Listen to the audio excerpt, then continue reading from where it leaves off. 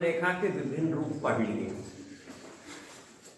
और विभिन्न रूप के बाद उसका व्यापक समीकरण भी सारे रूपों को मिलाने के बाद बता दिया कि सारे समीकरण जिस एक विशेष रूप के अंदर हो उसी को हम व्यापक समीकरण कह देते हैं।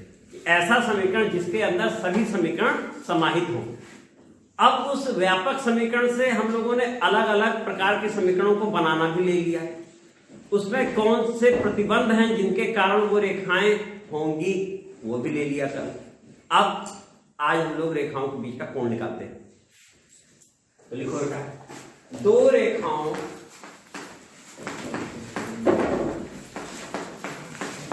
के बीच का कोण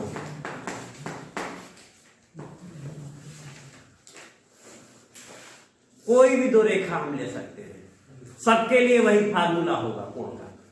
जितने भी प्रकार की रेखाएं हम लोगों ने ली हैं अभी तक, सब में से कोई भी रेखा हम ले सकते हैं। तो सब में से सबसे आसान जो है वो लिया जाए, जो कि समझने में भी आसानी हो तुम्हारे। तो सबसे आसान समीकरण का मूल बिंदु से जाने वाली रेखा है ना। जब भी हम पूछे सबसे आसान समीकरण तो साफ सा जवाब है, उसका चित्र बनाना तुरंत बनता है ना। तो हम लोग वही लेते हैं। तो लिखा जाए, दो रेखाओं y बराबर m1x जहां m1 बराबर tan θ1, यानी θ1 इस रेखा का झुकाव है, ये तो हुआ ना, और tan θ1 प्रवणता, सुविधा के नाम क्या दे दिया उसे, m1, तथा y बराबर m2x जहां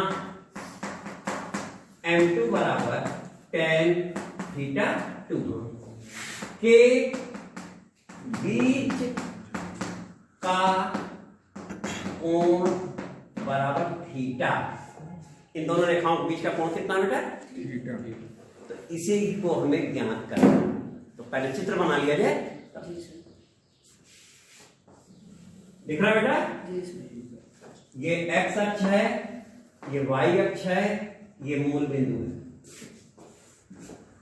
पहली रेखा हमारी ये रही,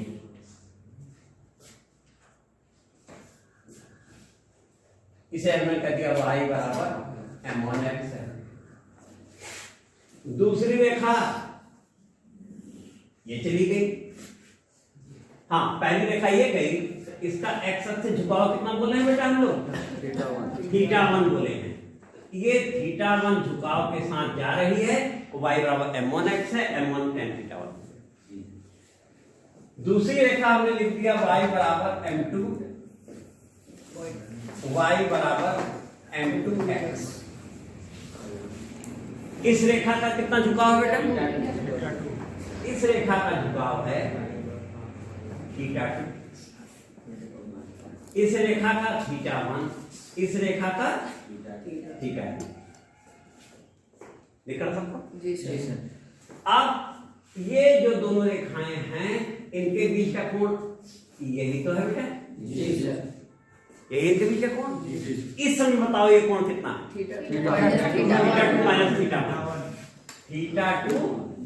माइनस θ1। लेकिन इसे हम कह क्या रहे हैं? इसका मतलब ये बराबर क्या है? θ, जो कि बराबर किसके है? θ। ठीक बेटा? इतनी चीजें चित्र से स्पष्ट है कि हमें यही कोण दोनों के बीच का निकालना है। सर दोनों y रहेगा? हाँ बेटा, समीकरण है। ये x और y चर राशि होती है ना, समीकरण चर में ही तो होगा। और जब उसमें हम रख देते हैं कोई बिंदु तो संतुष्ट करता है। जैसे x1 y1 जब बोलते हैं तो कोई विशेष बिंदु है जो उसे संतुष्ट कर रहा है, दोनों पक्ष बराबर आ जाएंगे और वो समीकरण चर राशि में होता है ना। ये भी हो गया। अब यहां से आए, अर्थात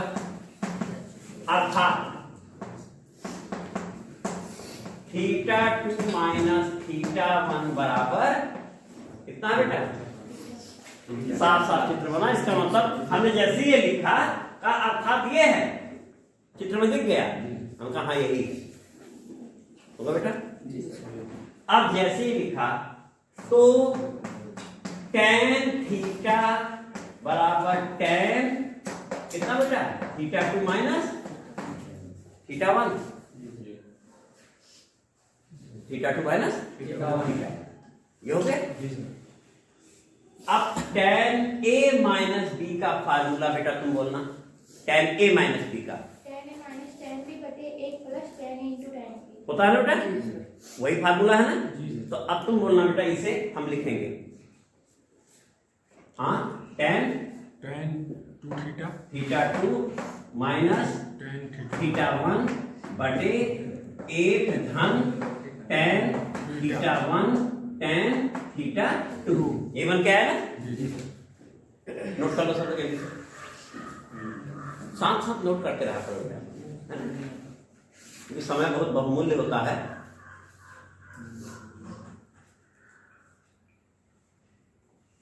साथ साथ नोट करते रहना चाहिए, कान से सुनते रहना चाहिए, और जो समस्या हो तुरंत उसी समय तो दिया जाता सर ये कैसे हुआ, ये सिद्धांत है पढ़ाई का, है ना। नहीं तो क्लास में पता चला एक ही चीज है, एक बार टीचर ने पढ़ा दिया, अब तुम बैठ करके उसको नोट कर रहे हो तो दिन भर में वही एक हुआ, ज्यादा चीजें पढ़नी होती है। आगे चले बेटा, तो यहां से जितना हो गया नोट होगा बेटा। तो अब इसे हम लोग यहाँ मिटा के लिख लेते हैं, तो फिर से खाली किया जा सकता है ना। यहाँ आ गए, फिर से हमने tan थीटा लिख लिया बराबर tan थीटा 2 को क्या कहे थे बेटा m2, ऐसे माइनस m1 बटे 1 धन m1 m2, ये हमारा फार्मूला आ गया। लेकिन इस फार्मूले में हमने लगा दिया मापांक। इसका मतलब ये जो भी मान है वो क्या लिया जाएगा, धनात्मक लिया जाएगा। ये जो भी उत्तर हमारा आ रहा है ये उत्तर हम क्या लेंगे, धनात्मक लेंगे। और धनात्मक उत्तर का मतलब क्या होता है बेटा, यानी वो कोण कहां है, प्रथम चतुर्थांश में है। धनात्मक का मतलब वो कोण प्रथम चतुर्थांश यानी 90 अंश से या यूं कहें न्यून कोण है। अंग्रेजी में कहते हैं कि angle between two lines be always taken as acute, दो रेखाओं के बीच का कोण सदैव न्यून कोण लिया जाता है। तो न्यून कोण का मतलब होता है त्रिकोणमिति की भाषा में 90 से कम, और 90 से कम का मतलब होता है कि जो भी त्रिकोणमिति अनुपात लेंगे उसका उत्तर धनात्मक होना चाहिए। तो tan थीटा धनात्मक होगा तभी तो हम उसको न्यून कोण बोल पाएंगे। इसका कारण जान गए क्यों लगाया है, तो ये हो गया। अब इसके बाद दूसरी समस्या आई कि रेखाओं के बीच में कोण बनते कितने हैं। तो इतना नोट हो गया बेटा, जी सर। इतना जब नोट हो गया तो यहां लिखिए, जहां m1 हमारा tan थीटा 1 था और m2 कितना था, tan थीटा 2 था। और आज के बाद से ये हमारा कोण निकालने का फार्मूला हो गया। जो भी आएगा हमें मान मालूम है, उन मालूम मानों में से होगा तो थीटा जवाब तुरंत देंगे। ज्ञात मान हमें होते हैं 0, 15 अंश, 30 अंश, 45 अंश, 60 अंश, 75 अंश, 90 अंश। उसके अलावा उसी के अंदर बोलना है तो उतना हो गया। इसके अलावा अगर आ रहा है जो हमें याद नहीं है तो सीधे लिखते हैं tan इनवर्स इतना, है ना, वो जो है कोण हो गया। अब यहां पर जब इतना हो गया और हमने कह दिया ये लेंगे, तो एक अंदर जिज्ञासा हो रही होगी कि क्यों कोण यही लिया गया, न्यून कोण ही क्यों लिया गया। हमारा उत्तर ऋणात्मक भी तो आ रहा था, अधिक कोण भी तो उत्तर हमारा आ रहा था, है ना। तो एक संदेह ये भी दूर किया जाए कि जब हमेशा कोई कोण जो बनता है दो रेखाओं के काटने से बनता है। जब दो रेखाएं एक दूसरे को प्रतिच्छेदित करती हैं तब उनके बीच में जाके कोण बनता है, या दो किरणें आपस में आके मिलती हैं तो उनके बीच जो बनता है वो कोण होता ही करते हैं। लेकिन किरणें यहाँ आपके मिलने के बाद क्या वहीं रुक गई, वो आगे भी तो जा रही हैं। इसका मतलब एक रेखा हमारी ये थी, दूसरी रेखा हमारी ये थी, कह दिया एक रेखा ये थी, दूसरी रेखा ये थी, ये दो रेखाएं थी। इनके बीच में कोण ये हमने कह दिया था अभी थीटा है, कह दिया था ना थीटा। तो यहां भी देखो लिखते हैं, ये कौन सी रेखा है, एक, ये कौन सी रेखा है जिसे समझ में आता है, 1 2 1 2, ये भी तो 1 2 है, जी सर, ये भी तो इनके बीच का कोण है। जी सर, जरा बोलो बेटा ये कितना होगा, देख के बोलो जल्दी से। 180 माइनस थीटा यानी pi minus theta theta. Theta भी इनके बीच का कोण है, पाई माइनस थीटा भी इनके बीच का कोण है। और जरा ये बोलो, पाई माइनस थीटा ये भी पाई माइनस थीटा हो गया है ना। और इस वाले को डबल लाइनिंग कर लेते हैं, है ना, इसे डबल लाइनिंग कर लेते हैं। ये कितना हो गया? तो जब दो रेखाएं एक दूसरे को काटती हैं तो उनके बीच में 4 कोण बनते हैं। देखो 1 2 3 4, जिनमें से 2 कोण एक जैसे होते हैं और 2 कोण एक जैसे होते हैं। किस नियम से? शीर्षाभिमुख कोण। शीर्षाभिमुख कोण के सिद्धांत से वे आमने सामने समान होते हैं। इसका हम 2 ही प्रकार के कोण बने, कोण तो बने 4 में से ही 2 प्रकार के बने। एक अगर थीटा है तो दूसरा कितना है? पाई माइनस थीटा है। एक न्यून कोण है तो दूसरा अधिक कोण है। एक न्यून कोण है तो दूसरा अधिक कोण है। अब तुम जानते हो कि महत्व सबसे छोटे को पहले दिया जाता है हर जगह, है ना। तो त्रिकोणमितीय समीकरण भी लगा रहे थे तो हम कहते थे अगर उसमें कोई कंडीशन नहीं दी है तो वो कोण हम लोग त्रिकोणमितीय समीकरण में प्रथम चतुर्थांश का लेते थे। और अगर उसे कोई दूसरा उत्तर लेना है तो साइड में जैसा कंपटीशन वाले बोलते हैं कि तुम्हें सारे बोर्डों में गलत पढ़ाया जाता है, वो ही इतने विद्वान है कि वही सही पढ़ा रहे हैं। उन्हें नहीं मालूम कि बोर्ड के सवाल में कंडीशन नहीं लिखी होती, इसलिए हम प्रथम चतुर्थांश लेते हैं। और कंपटीशन के प्रश्न में किनारे लिखा रहता है कि theta line between this and this, तो हम उसका उत्तर उसको ध्यान रखते हुए देते हैं। दोनों में इतना फर्क है ना। तो अब यहां पर दोनों में जो सबसे कम है वो यही है ना। इसका मतलब इसका उत्तर ये भी आया रहा होगा या ये भी। अगर ऋण आया था तो यही तो आया था। tan pi minus theta minus tan theta होता है कि नहीं? जी सर, जी और ये tan थीटा है। अब दोनों में से हमने लगा दिया मापांक, तो मापांक लगाते ही हमेशा थीटा हो गया। आए दोनों उत्तर होगा बेटा ना। तो अब तुमने ऐसे बना लो, ये भी नोट कर लो, ऐसे लिख लो नोट। कोई चीज अगर लिख जाए तो उसे हमेशा ये समस्या एक बात नहीं है, कई जगह अभ्यासों में समस्या होगी। नोट, जब दो रेखाएं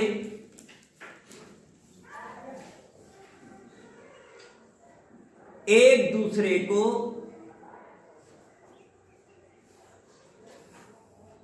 काटती हैं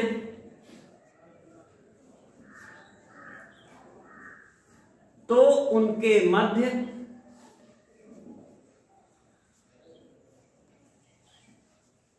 चार कोण बनते हैं।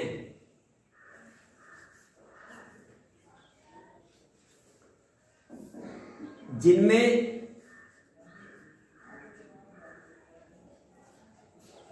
दो कोण आमने सामने के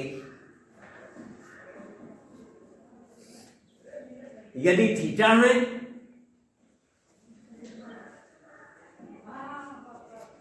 तो दूसरे दो कोण जो आमने सामने हैं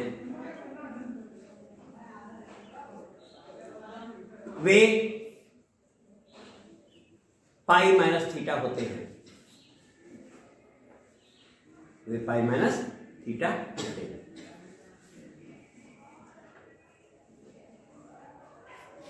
ठीक बेटा। अर्थात एक जोड़ा न्यून कोण है और दूसरा जोड़ा अधिक कोण है।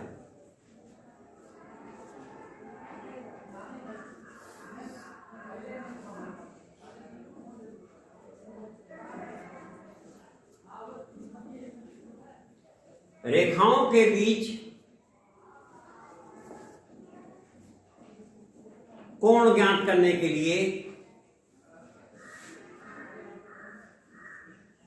सदैव उनके बीच का कोण न्यून कोण लिया जाता है।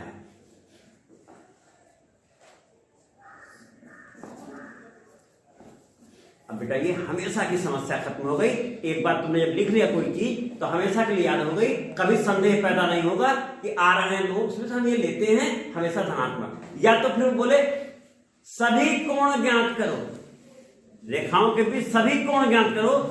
अब ध्यान से देखो, टिक लगाने के प्रश्न में कोण ज्ञात करो कह रहा है कि सभी कोण ज्ञात करो कह रहा है? तो पढ़ते समय दिमाग में रहेगा कोण ज्ञात करो, सभी सब ध्यान नहीं दिया, उसने उत्तर में दिया इतना कामा इतना, टिक लगा के हम चले आए, हमारा जो ये रखे बैठे हुए हैं। सभी कोण में 2 जवाब होंगे, एक निकलते ही पाई माइनस दूसरा तुरंत जवाब हो जाएगा। अगर एक 60 अंश आया, दूसरा 120 अंश, टिक लगा देंगे हम। समझा गया बेटा ना? तो हमेशा प्रश्न की हमने उस दिन में कहा था, भाषा पे ध्यान देना जरूरी होता है कि वो कह क्या रहा है, प्रश्न समझ में ठीक से आना चाहिए। प्रश्न अगर समझ में आ रहा तो सारा सिद्धांत तुम्हारे पास है, कोई सिद्धांत ऐसा नहीं है तुम्हारे पास नहीं है, उसी का पालन करना है, उसी से चलना है। तो अब ये हो गया बेटा, अब इसको मिटा रहे हैं। अब लिखो विशेष स्थितियां, विशेष स्थितियां।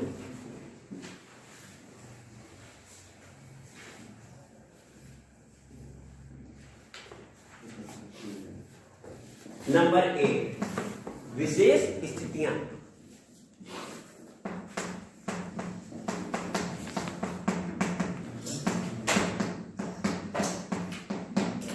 नंबर 1, यदि दोनों रेखाएं, यदि दोनों रेखाएं परस्पर समांतर या एक रेखीय हो, परस्पर समांतर हो या क्या हो, एक ही रेखा पे हो। एक सड़क जा रही है, उस पे कई स्टेशन पड़े हैं, हम कहते हैं सड़क जो है यहां से दिल्ली तक जा रही है, और दिल्ली तक जाने में उसमें फैजाबाद भी पड़ रहा है, लखनऊ भी पड़ रहा है। तो क्या सड़क यहां से फैजाबाद नहीं जा रही है, कि यहां से दिल्ली जा रही थी, यहां से लखनऊ नहीं जा रही है? सब एक रेखी हो गए ना। ऐसे कहा जाए तो अलग अलग सड़क बोलेंगे कि यहाँ टांडा से दिल्ली, टांडा से लखनऊ, टांडा से फैजाबाद, ऐसे बोलने में लग रहा सब अलग अलग है, लेकिन सब एक ही सड़क है, एक रेखी है जी सर, है ना? तो ये हो गया, तो एक रेखी हो तो थीटा बराबर 0 या पाई, ऐसी स्थिति में थीटा 0 होता है या पाई होता है। इसका नंबर डाल दे बेटा, कितना नंबर इसका है? 3 नंबर 1 रेखा थी, नंबर 2 रेखा थी, बीच का कोण जैसी आई, नंबर 3 हो गया ना। देखो नंबर देखो, यही है ना? नंबर 1 रेखा y बराबर m1x, नंबर 2 रेखा y बराबर m2x, उनके बीच का कोण बोलने के बाद कुछ नहीं बोले थे तो नंबर 3 हो गया। अब यहां से आए तो अतः 3 से 0 बराबर tan 0 भी 0 होता है और 180 अंश भी 0 होता है। tan 0 बराबर मापांक m2 माइनस m1 बटे कितना हो जाएगा बेटा?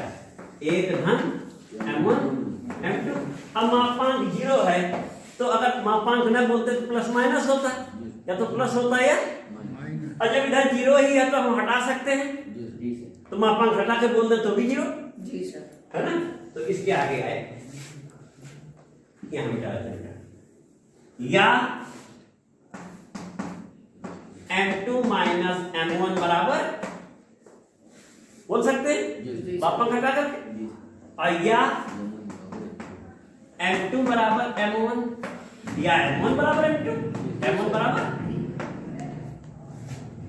अब नीचे इसके बारे में लिख देते हैं, नोट हो गया? जी सर, अतः यदि 2 रेखाएं, अब इसी बात को फिर से बोलने जा रहे हैं, यदि 2 रेखाएं परस्पर समांतर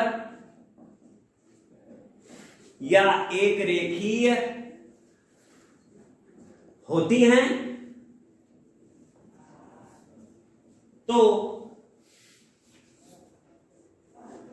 उन दोनों रेखाओं की प्रवणता परस्पर समान होती है, अर्थात m1 बराबर m2 समान, हाँ समान होती है, अर्थात m1 बराबर m2। या tan थीटा 1 बराबर tan थीटा 2, ये भी कह सकते हैं, क्यों भी बोलना है, या tan थीटा 1 बराबर tan थीटा 2, वो तो नाम दिया गया है ना। तो ये किसका समांतर या एक रेखी होने का प्रतिबंध हमेशा के लिए याद हो गया कि उनके बीच का कोण 0 या 180 अंश होता, तभी वो समांतर या एक रेखी बोली जाती है। और ऐसी स्थिति में हमारी जो है उनकी प्रवणता जो आती है वो समान आती है, तो हम प्रवणता समान ले लेते हैं। नंबर 2, दूसरी स्थिति बेटा, यदि रेखाएं, यदि दोनों रेखाएं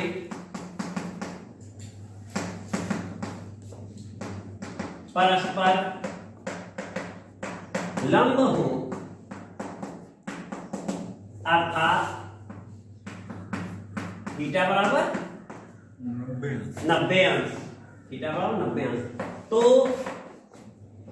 3 से tan 90 अंश बराबर m2 माइनस m1 बटे 1 प्लस m1 m2। बेटा सही है, ये है ना। अब यहां जाके बना दे रहा है, ये है tan थीटा को हम और क्या लिख सकते हैं, प्रारंभ में ही चर्चा हुई थी, साइन बटे कॉस। ऐसे तभी बोल दोगे अनंत है, हम लिख देंगे तो कहोगे कैसे है, तो इससे अच्छा है कि हम केवल तोड़ के बोले साइन 90 अंश बटे कास 90 अंश बराबर m2 माइनस m1 बटे 1 धन m1 m2। क्यों, अभी हम अनंत लिख दिए हो तो कहते हैं अनंत है, तो ये भी अनंत हो गया। अनंत में कोई चीज गुणा की जाए अनंत, यही रटे हुए हैं, तो वो नहीं। क्यों ऐसा हुआ, सामने पूरा लिख दिया जाए, समस्या खत्म।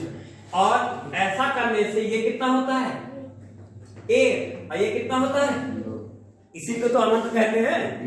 लेकिन अभी अनंत कह के 1/0 लिखते तो कई क्रॉस क्वेश्चनिंग होने लगती, हमें घाटा वैसा न किया जाए, सीधे केवल शुद्ध भाषा में लिख दिया जाए। अब 1/0 है ना, अब ये आ गए मापांक m2 माइनस m1 बटे 1 प्लस m1 m2।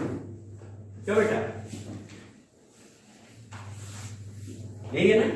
और अगर दोनों उलट दे तो 0/1 हो जाएगा ना, ये उलट देते हैं बेटा, जैसे उल्टे इसे लिख दिया 0/1 तो उधर भी मामला उलट जाएगा, 1 प्लस m1 m2 बटे m2 माइनस, अब 0 है तो 0 है तो मापांक घटा के चाहे धन ले लेना चाहे कुछ भी ले, वो तो चला गया 0 की तरफ पक्षांतर होके, या 1 धन m1 m2 बराबर 0। सामने तो सब लोग उठा ना, या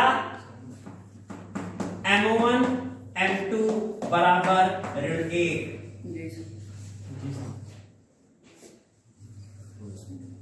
नोट कर लो सब, हो गया। तो यहां फिर से लिख रहे हैं, अर्थात रेखा 1 की प्रवणता गुणे रेखा 2 की प्रवणता बराबर कितना है बेटा, ए है माइनस। तो जब लंब हो रहे थे तो प्रवणताओं का गुणा क्या है, माइनस। नोट हो गया हो तो फिर से बोले उसके आगे। अतः, अब एक बार दोबारा दूसरे वे में लिखी जाए, उल्टी है ना। अतः यदि दो रेखाएं परस्पर लंब या एक दूसरे के बीच 90 अंश का कोण बनाती हुई, या एक दूसरे को समकोण पर काटती हुई, एक दूसरे का भी समकोण पर काटती हुई हैं, तो उनकी प्रवणताओं का गुणनफल ऋण 1 होता है। अर्थात ये लिख दिया m1 m2 बराबर ऋण 1।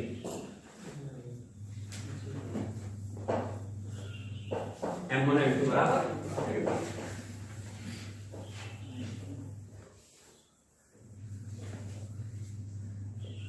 बेटा, यहां तक हो जाएगी।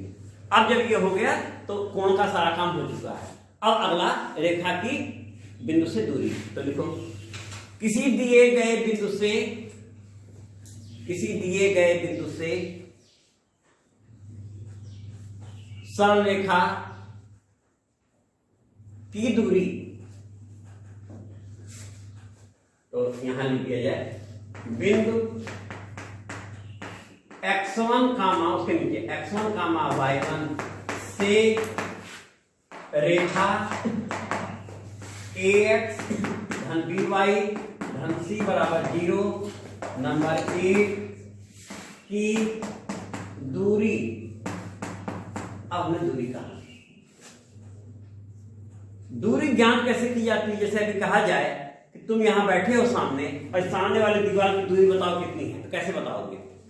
सामने तुम बैठे हो और सामने दीवार जा रही है, इसकी दूरी कैसे निकालोगे? तुमसे कहा जाए बताओ दूरी कैसे निकाली जाए? फीता, हाँ बेटा लंब डालेंगे, क्योंकि पर जब फीता लेके तो वो भी दूरी है, इधर भी दूरी है, लंबवत रेखा लाएंगे। तो इसका मतलब ये जो दूरी शब्द है, ये भी तो कह सकते थे कि दूरी या बिंदु से रेखा की लंबवत दूरी है ना, या लंब की लंबाई या लंब की लंबाई, इतने नाम पूछ रहा है, सबका अर्थ एक ही है। कहे इस बिंदु से रेखा पर डाले गए लंब की लंबाई बताओ, इस बिंदु से रेखा की दूरी बताओ, इस बिंदु से रेखा की लंबवत दूरी बताओ। तो सबसे अच्छा था दूरी बताओ जिसमें सब कुछ छिपा हुआ था और निकालना लंबवत ही है ना। तो दूरी अगर हम कहते हैं उसे d कहते हैं, दूरी क्या कहते हैं? d कहते हैं। तो d बराबर हो जाता है बेटा, क्योंकि दूरी सदैव क्या ली जाती है? धनात्मक ली जाती है। तो ये होता है बेटा ax1 धन by1 धन c बटे अंडर रूट a स्क्वायर धन b स्क्वायर। याद करना, निगमन नहीं करना इसका, ठीक है। और अगर वो मूलबिंदु से कह देगा तो ये 0 0 हो जाएगा और आराम से आ जाएगा। तो इतना काफी, बाकी सब निकलता जाता है उससे। मूलबिंदु से दो रेखाओं समांतर रेखाओं की दूरी निकालनी हो तो लंबवत दूरी होती है ना। तो पहले रेखा की मूलबिंदु से दूरी, दूसरी रेखा की मूलबिंदु से दूरी, दोनों के बीच की दूरी निकाल दी तो दोनों समांतर रेखाओं के बीच की दूरी भी आ जाती है बेटा। इतना ज्यादा विस्तार की जरूरत नहीं है। अब इसको हम लोग आगे लगाए।